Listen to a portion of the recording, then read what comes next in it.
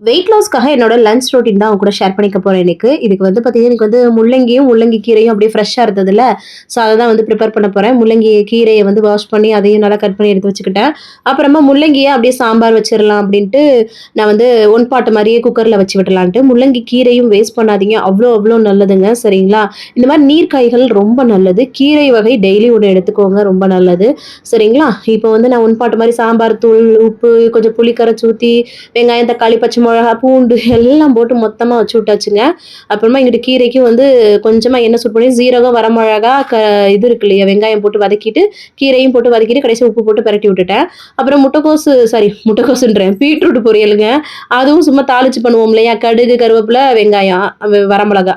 அவ்வளோதான். வதக்கி விட்டுட்டு அதையும் வந்து பீட்ரூட் பொரியலையும் துருவி சேர்த்து அதையும் பொரிச்சு எடுத்துக்கிட்டேன். சாம்பாரும் இங்கிட்டு ரெடி ஆயிடுச்சு. அதுக்கு வந்து ஒரு தாளிப்பு மட்டும் குடுத்து, கொத்தமல்லி தழை போட்டு சாம்பாரும் சூப்பரா ரெடி. பீட்ரூட் பொரியலும் சூப்பரா ரெடி. இந்த மாரி தான் இன்னைக்கு டயட் வந்து போச்சுங்க. தேங்க்ஸ் ஃபார் வாட்சிங்.